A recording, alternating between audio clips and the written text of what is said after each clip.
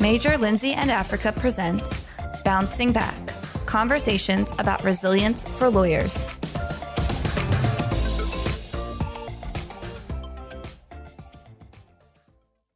Welcome to Bouncing Back, Resilience for Lawyers.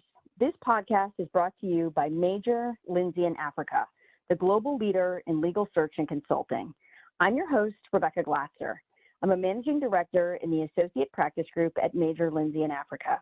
In this podcast, you'll hear me speak to successful professionals about the hiccups, bumps, bruises, and setbacks they've experienced in their careers and personal lives, and you'll learn how they ultimately bounced back from those experiences to thrive.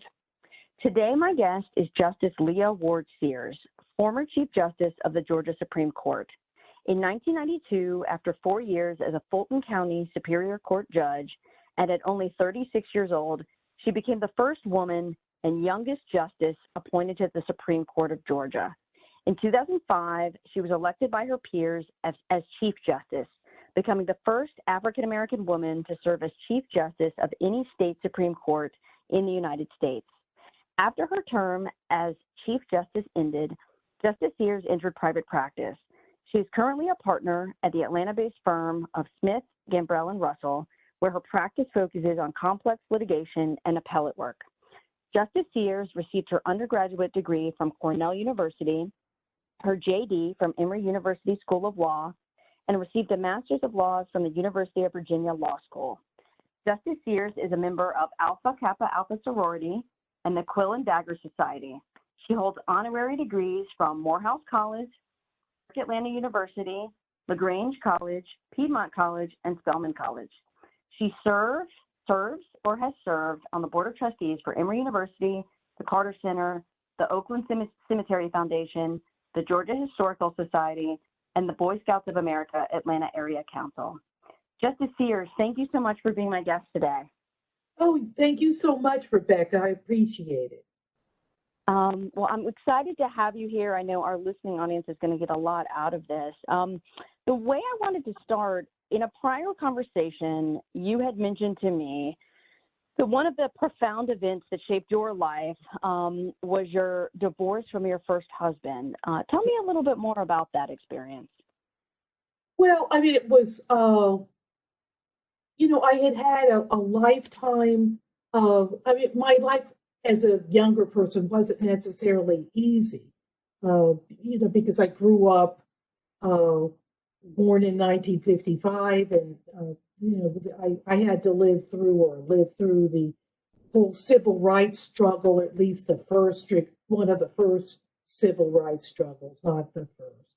And then the women's movement, and being an African-American woman, I had to kind of struggle to get along, but I'd never experienced a personal failure like that. I had, and that's what I deemed it at the time. I got married at 20 years old, and then had 2 children, and then by 40, the marriage was unraveling, and I divorced. I actually divorced within a year or two of getting to the Georgia Supreme Court. So while I was the youngest justice on the court, I ended up being a single mom for a few years until I remarried.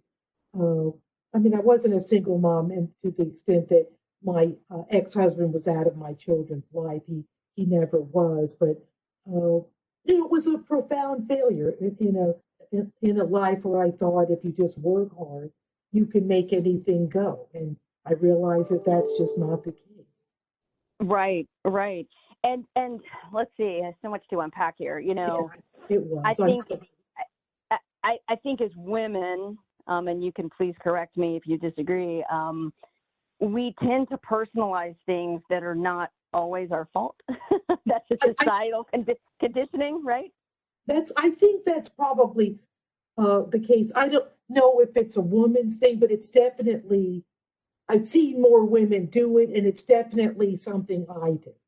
If I can't, if I'm not successful at it, it's because I didn't work hard or I didn't do something right. And that hasn't necessarily, now that I'm a little older, I can see that there are sometimes forces that you have to step aside from or do things a different way. And, Yes. I mean, I actually thought, Rebecca, that some of the discrimination, a lot of the discrimination I felt coming along was because I wasn't a good person or, I didn't fit the norm, whatever the norm was. And I just couldn't see that it was just racism or sexism, that kind of thing. I don't do that as much as I used to. And I'm kind of grappling now with the fact that I may have wasted a lot of emotional energy trying to fix myself when it was really other people or things or organizations or systems that needed to be fixed. Absolutely. And you were, this is interesting to me for a bunch of different reasons, but, society, you grew up or spent a large chunk of your formative years in Savannah, Georgia, Right. and, in the Southeast. We all sort of understand the history of the Southeast and segregation and the civil rights movement and so many other things. And it's interesting because it's like you're an adult at this point, right? You're incredibly successful in your career. You have two beautiful children. And the divorce, of course, understandably so, feels like a failure. And you, for good reasons at that time, kind of personalized it, and I as a failure. And I'm wondering, at what point or what was it that helped you, or what things, it might have been more than one thing, kind of helped you realize that there were some forces greater than you that were impacting your life in these, nefarious ways and made things very hard and more difficult than for someone who wasn't a minoritized person? That's a very good question. It just took time and knowledge. I never wanted to be a victim I think part of my problem was I didn't want to be a victim. And maybe part of my problem was I thought I could control everything by just work, or change this or change that. And I've been very successful. Working and changing this and changing that and bending here and bending there. Uh, and maybe it was because I had been so successful that I thought anything can be done like that. You can do anything. And Right. Yeah. And so it took some maturity and some therapy and some good friends and a new marriage and just time, but a lot of maturity. I'm 65 now, so I've had a chance to look back and all of that to know that you can't fix everything. Yeah. My Yeah. father died when I was 32. 30. Yeah, I was 32 years old. He was 62. And when I found out he had renal cancer, I was just 32 now. I thought, well, a Superior Court judge. I just gone on the Superior Court bench. I was able to do that, which was like at that time at 32, Black female, that was just unheard of. So I'll fix my father's cancer. And that I couldn't do. That was out of my hands. That was, Right. you can't Right. control. Yeah, right. You can't fix everything. And so, I'm married to a man now who keeps emphasizing that, this is not yours to fix. This is just how things are and all that. And I understand that more clearly. It's actually a more powerful way of being. And the young people coming along now. I hope they understand that faster because there is going to be suffering in life. There are going to be recessions. There are going to be ups and downs and all of that kind of thing. And you will rebound from it, and it's not your fault. Yes. And so if I were to summarize what you're saying, if I'm hearing you correctly, it's one, learning to sort of control the controllables, and there are going to be things in life, whether it's a divorce that requires two people to be involved in that relationship. And if just one of them or both of them are, have differences and need to go their separate ways, that's not necessarily the fault of one person per se. And then, if it's illness or it's economic disaster worldwide, or if it's a coronavirus, these are things that we cannot fix as individuals. And it sounds to me like, you're telling our listening audience, the young lawyers in the audience, control the controllables, right? Control what you can control. Right. Yeah. I mean, really, Rebecca, work hard to control the controllables, because there are going to be, this is what I tell my children who aren't children, they're 37 and 34, but I tell them, work hard to control what you can control, because there are going to be uncontrollables that you can't control. So if you're, and you will have those. So if you are a mess because you messed yourself up, and then you've got a pandemic and all, that kind of thing, then you've got to do the best you can with what you can, and then let the other chips fall where they may. And you'll be better off if you've done your homework controlling the controllable. If all of this makes any sense. So no, it does. It absolutely does. It echoes, some of the advice of some of the other folks I've spoken to on this podcast. And it actually, interestingly enough, I'm going to show my nerdy side right now. In preparation for this podcast, I've done a lot of academic reading on resilience, people who study resilience for a living. And, that is one of the sort of hallmarks of people who are resilient, is sort of, when they're trying to bounce back from difficult experiences, one of the key things is,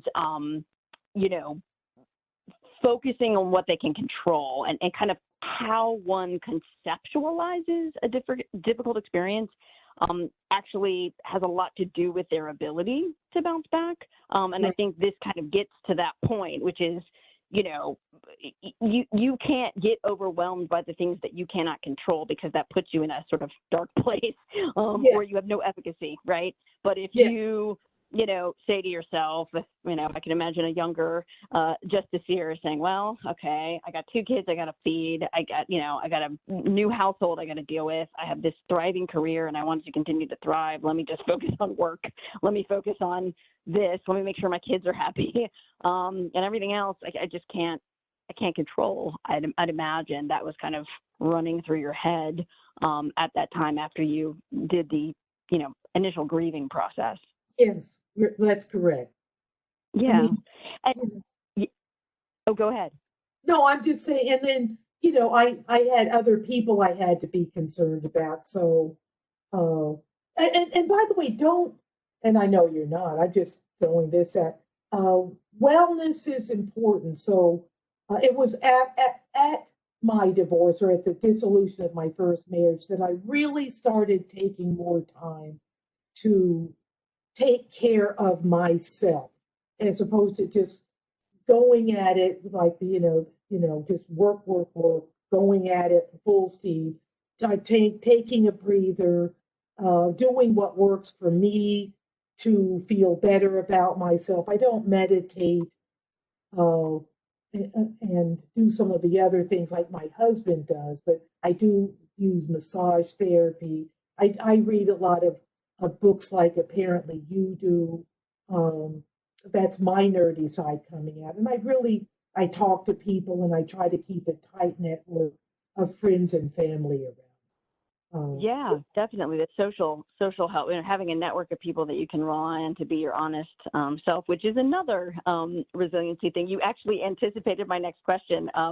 Justice Sears, I was, going to say to you, at what point in this sort of work, provide for the kids, make sure all the trains are running on time, do you sort of carve out time for yourself? But it sounds like you figured that out, and it comes in a form of massage and having, friends to talk to, and doing reading, carving out time to be with your own mind and read and contemplate and think, because, if you're just going all the time, sometimes you don't get a moment to really think about, how do I feel? Like, what am I feeling like right now? And, lawyers are the worst in this regard. Yeah. The billable hour requirement is not kind when it comes to, the care of oneself. That's not the message that we get, in lawyer land. So, no, I think it's great that you figured that out at an early age. One other thing that the academics, the ones who study resilience for a living, say is that resiliency is not per se innate. I mean, there may be some genetic components to it, right, in terms of whether someone is prone to resiliency versus not prone to resiliency, but that most resilience is in fact learned, is what the literature says, and that if someone has a very difficult later in life experience, whether that be illness or divorce or a firing or whatever, Right. that typically those who bounce back from that, and don't turn to, substance abuse or deep depression or other things, the reason they do it is because they saw resilience in their formative years, or they experienced lessons in resilience in their formative years, or they learned from watching someone else be resilient. And so my next question for you is, where does your resilience come from? I think going to the research that you've done is doing a lot of hard work. I don't think I have the natural DNA resilience. Maybe I do. I don't know. I do think I have the natural DNA to find out how to make things work. And I could tell I didn't have what I needed to have. And so I decided to work on it. And I've worked on it my entire life because I knew, I don't know, it was just very important to me. It was very important to my, to be able to get along in life. So I've always been, I know I'm very self-reflective, maybe too self-critical, and I didn't want that to kill me. So I've always been working. You have to do the hard work to get the resilience muscles going, so that you know where to put things where, this is important, but this is not so important. That doesn't come so easy to me. Too many things are all important. And the other thing I've been working on the last couple of years, Rebecca, is learning how to say no. Just no. Yes. As a woman, I do think this is a woman's thing. People ask you to do all kinds of things. Just, they'll say, "Oh, I'm so sorry. I know you're overworked, but would you do this for me? Would you be on this? Would you do this, do that?" And I won't. Somebody told me once they'll jump on you, ride you, and then when you break down, people will just jump on the next horse and ride that. And so I've learned how to say, just no, I can't. No, I won't. No, I will. Not no to everything, but no to things that, where you're just at the end of it, in terms of I've had too much on my plate and I can't take much more, and be healthy. So yeah, that is a good point, and it's there's been some work done, sort of research about the legal industry, the legal community, and law firms specifically, and how minoritized younger associates, as they're sort of coming up before they make partner, and even after they make partner, and let's be honest about this, are often asked, in these large systems where that's, a university or a law firm, because there aren't as many of them, whether that be Black associates or LGBTQ associates, are often asked to do what I'm going to call like service work, where it's it's work that's important, whether that's, like recruiting, right, other minoritized associates, whether it's being on a panel, whether it's like maybe in being involved in some of the attracting of clients, kind of, the sort of dog and pony show that happens when you're going to a first-time client. And they're pulled in on this stuff, right, which is, again, important. I don't want to kind of downplay the importance of this kind of thing, but it's not the work that's valued and rewarded in a law firm, right? Making rain is what is rewarded in large part in a law firm. And I'm wondering, what your advice might be to someone who's young, on the younger side of their career, they're a second, third, fourth, fifth, sixth associate in big law or small law, and they're being asked, in addition to billing the hours and doing all the other things that are required of their job, they're learning, they're doing, they're billing, but they're also being asked to be sort of pulled in all these other directions, which again is important work, but there's got to be this struggle, and I hear from associates all the time about this struggle, about how to make it all happen. There's only so much time in the day. What advice would you have for them as they're trying to sort of navigate this push and pull? Well, okay, that's an excellent question, because that does happen in law firms. And I think firms need to either monetize the very, very important work that isn't sort of the metric, the billable hour type thing. It's valuable, but it doesn't show up on your metrics, your list of values. It's maybe off to the side as non-billable kind of work, or not even listed at all. So that firms have to either begin to monetize it, or if they don't, and most don't, they just give lip service to it.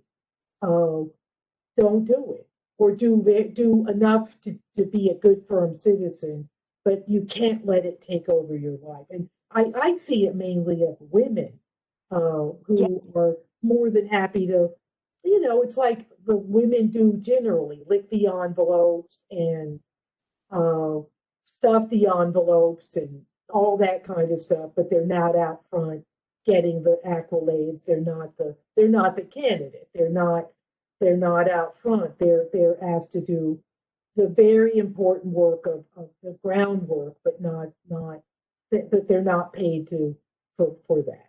I mean, just even sort of women that work in the home, they do extremely important work, but they're not paid for it. Now, I'm not suggesting that they should be, but it's not as valued as the guys who work outside the home. I see this in law firms all the time, with more women working on recruiting and mentoring and all this, taking up tons of your time that they're just not going to get paid for.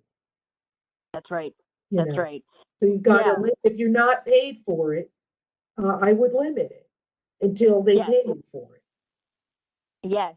And it sounds like, you're saying too, like, prioritize maybe what's important to you, or what, again, you will be valued for, and you got to sort of push back. You got to learn how to push back on the rest of that, and even at a junior level, for sure. I mean, some of this work, Rebecca, because I'm in the same category. I get a lot of, I do a rainmaker, and I do billable hours, but I'm asked to do a lot of work that is valuable just to me personally, but I also think it's valuable for the firm I'm with. I do feel I'm compensated for it, I do a lot of it because I think it helps my quote brand. It's helpful to me personally. But I also think it's helpful to the law. It's like even doing this. I think it's helpful that you have a partner from Smith, Gambrell, Russell sitting down with you. And I don't think it'll hurt the firm. I think it'll be good for them. Yeah, and I definitely think your knowledge, and the fact that, you know, quite frankly, there's some things that change over time, and there's some things, unfortunately, that have not. And, you know, this push and pull for both minoritized and female attorneys, some of whom are minoritized and female, you know, this is till the end of time. I hate to say it. I wish that things would change, and I think they slowly are. But, you know, this sort of old school rubric of really focusing on rainmaking, you know, it can be detrimental to folks that really don't understand either how law firms work and what they prioritize, or again, for folks who have just a difficult time saying no. Right. And it sounds like you're saying, learn that lesson earlier than I did. Like, Yes, learn how to put it back sooner. It will help, you know, with a world of stress and anxiety and, you know, physical health and finding time to do the things that truly matter. right. I did want to go sort of backwards a little bit in our discussion. Just, you know, you sort of, again, alluded to the bias, whether that was because you're female or because you're Black over the course of your long and storied and very impressive career. And, you know, in 2004, this is public knowledge that, you know, your reelection to the Georgia Supreme Court, what is typically a nonpartisan thing, was contested by the Georgia Republican Party and the Georgia Christian Coalition. And, you know, they worked really hard to defeat you back in 2004, but you know, killed it. You won that election with just 64% of the vote.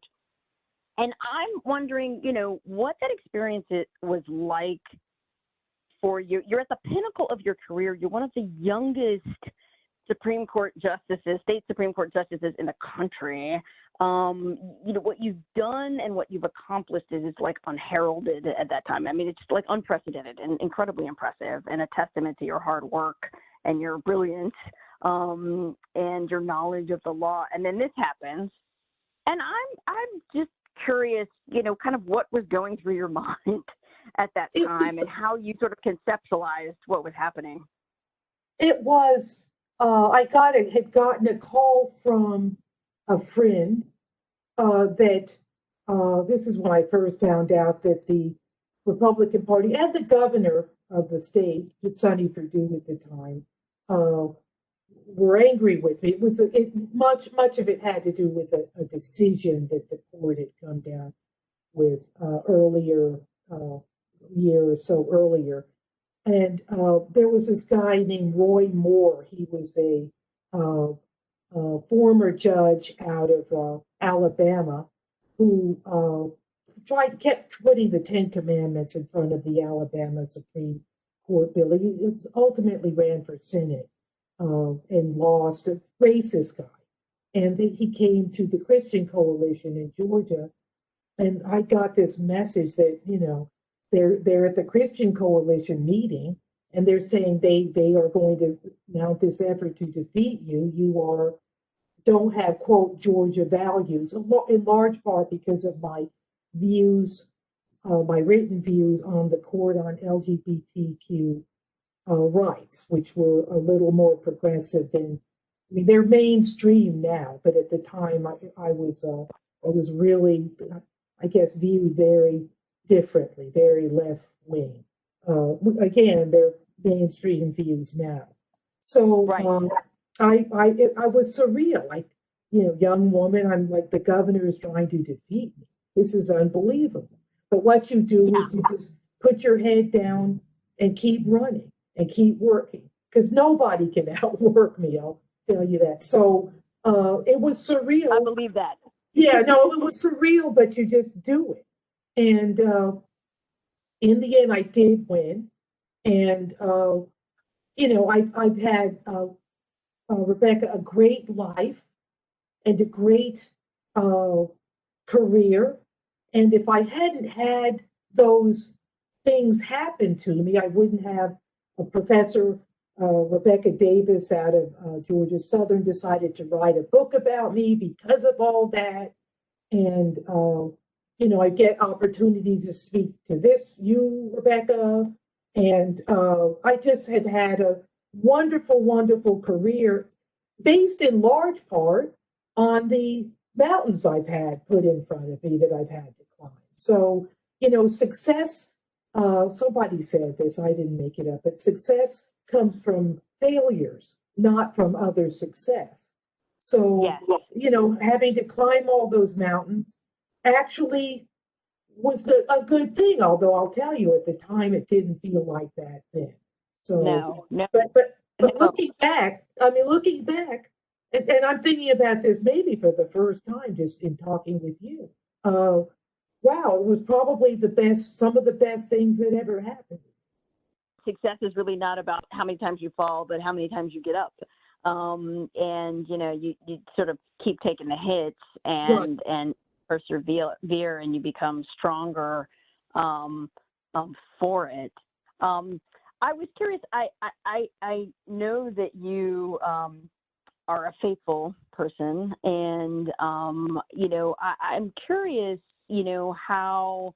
I'm asking you off the cuff for the first time about this. We didn't talk about this in our prior discussion, but I'm wondering how your faith may have bolstered you, over the course of the years. I'm particularly sort of thinking about this case that you alluded to. I was a young attorney, kind of watching on the sidelines. We talked about this before. I was in the closet at the time when I first started practicing in my career, and I remember just being so happy because you had made a sort of a stand about, your thoughts about LGBTQ rights, and I felt very gratified because way back in 2004, it wasn't okay, and it wasn't as mainstream to be supportive of LGBTQ marriage. It wasn't legal in Georgia at the time. It subsequently has become legal. We were sort of grandfathered in, but I'm just sort of interested in the role that your faith may have sort of taken, in your ability to bounce back from these difficulties. Well, it plays a heavy, it's extremely important to me, that I know that God walks beside me in everything I do. And I try very hard. I don't always make it, but I try very hard to be his mouthpiece on this earth. I want to do what he would want me to do, to make him proud of what I'm doing. In terms of talking about, going to the LGBTQ issues, but that's another example, Rebecca, of if I had not been born Black and female and suffered as I had growing up, I would not be, I wouldn't know, may not have been attuned to the fact that I didn't want any other group to have to suffer like that. And so I think that my suffering informed that. Oh, I'm very sure that informed my position on those kinds of things. So you see, it's almost like God gave me stuff to teach me. So I'm sure of that, to teach me. So I would, absolutely. Yeah, so I would it's not just for me, it's got to be for everybody. Yeah, absolutely. Yeah, I think, whether you are, subscribe to a particular faith or one considers themselves, as I do, more spiritual in nature. I'm Jewish, but I wouldn't say that I'm particularly religious. I'm more spiritual. But the universe is kind of teaching us lessons all the time. Yes. And I feel like you got to be listening to if you got to sort of quiet yourself and quiet your brain and sort of pay attention, because there's lessons everywhere. And I think it's, sort of profound what you said about, if God hadn't made me who I am and had me come in the body and the form in which I am here on this earth, I probably wouldn't have understood a plight of LGBTQ Georgians, and you applied that knowledge, and I think that's admirable, and I think it makes sense. Well, I don't want to keep you. I sincerely appreciate your time, and I have a final question for you. That's sort of applies to what's happening these days. The past 12 months, some people it's been 18 months, has been quite difficult for a lot of people, but especially young, newly minted attorneys. Many of them have been furloughed, laid off, had pay cuts, uncertainty about their careers and personal lives. And many of them, especially the super young ones, the millennials and the Gen Zers, were too young to be impacted by the Great Recession, at least directly. Maybe their parents were, but most of them were not in the workforce at that point in time. And so they don't necessarily have a point of reference for what they're experiencing, particularly, lawyers are type A go-getters. Most of them have had no problems, like you alluded to, academically, and are just excelling classes. And then all of a sudden, bam, life sort of punches them in the face this year. And I was wondering, what sort of advice you would give to these young lawyers, particularly ones that are sort of questioning their career choice. What advice would you have, and what resources would you point them to kind of steel themselves and figure out how to carry on? The advice I would have is that the persistence is the key, and life is cyclical, and what goes up must come down, and all of that, and this too will pass. It really will, and it will be. I think we will have learned a lot from this bad period of racial reckoning and pandemic and violence and all of this stuff. I hope that we will have learned a lot from it, and we will go forward stronger. That's my hope. And you've got to take the best out of it, because there's a lot of good stuff that will come out. Even the technology, just a simple, well, it's not that simple to me, but even the way we moved forward in terms of technology, and I've learned a lot of how to get things done faster, easier than what I was doing a year ago. So resources, my biggest resource is I read a lot of, believe it or not, I read a lot of, and don't laugh at me, but I like Dr. Seuss, who kind of has and other children's books, like The Little Engine That Could is probably my favorite. You just think you can, you think you can, you think you can, you get your muscles going. Yes. And at some point, it just is automatic. But you've got to work on it. We were talking about. I think these are great lessons. I mean, this reminder that this too shall pass, and life is cyclical. And those of us who are a little bit longer in the tooth, saw this situation. It wasn't exactly the same, but the Great Recession, and people who've been practicing it longer have seen economic problems in the past too, and you learn lessons from it each time, and it sort of steels you, and you get stronger because of it. Well, thank you so much again, Justice, for your time and your honesty and your forthrightness. I know that the young attorneys who are going to have the opportunity to listen to this podcast are going to learn a lot from your advice, and I really appreciate your time today.